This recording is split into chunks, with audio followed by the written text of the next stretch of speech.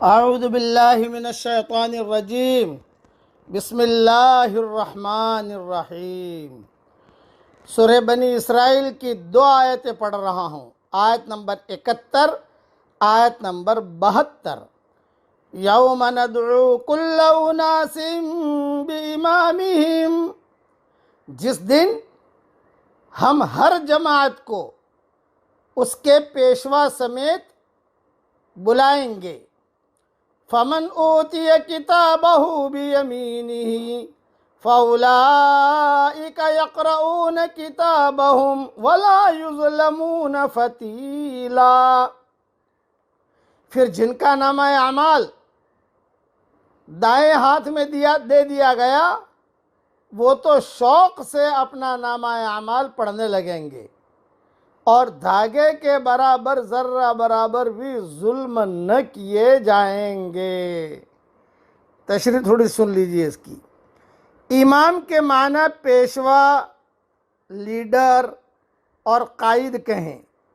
यहाँ इससे क्या मुराद है, इसमें इख्तिलाफ है।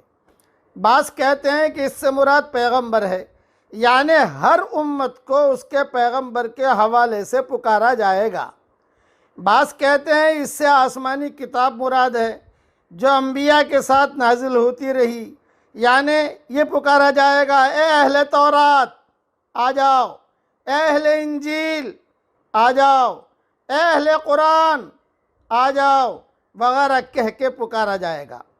बास कहते हैं यहाँ इमाम से मुराद नामा अमाल है, यानी हर शख्स को जब भी बुलाया जाएगा तो उसका नामा अमाल उसके साथ होगा और उसके मुताबिक उसका फ़ैसला होगा।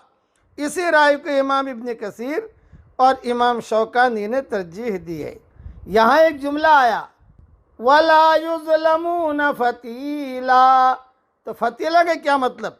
फतील उस झिल्ली या तागे को कहते हैं जो खजूर की गुठली में होता है, यानी जर्रा बराबर भी जुल्म नहीं होगा। आगे फरमाते हैं, वमन कान फी हाज़िही आमा फहुव फिल आखिरति आमा फहुव फिल आखिरति आमा व अदल्लु सबीला। और जो कोई इस दुनिया में अंधा रहा वह आखिरत में भी अंधा और रास्ते से बहुत ही भटका हुआ रहेगा। आमा अंधा से मुराद दिल का अंधा है, यानी जो दुनिया में हक के देखने, समझने और उसे कबूल करने से महरूम रहा, वो आखिरत में भी अंधा और रब के खुसूसी फजल करम से महरूम रहेगा। अल्लाह ताला से दुआ करता हूँ, जब ये सबक रिकॉर्ड करा रहा हूँ हमारे यहाँ तहज्जुद का वक्त है, ए अल्लाह हम सब के दाहिने हाथ में नामा अमल दीजिए और हमारे दिल की खिड़कियों को खोल दीजिए और हमारे दिल के मेहराबों में तेरी मारिफत का नूर कूट कूट के भर दीजिए। आमीन। व आखिर दावाना अनिल हम्दुलिल्लाहि रब्बिल आलमीन।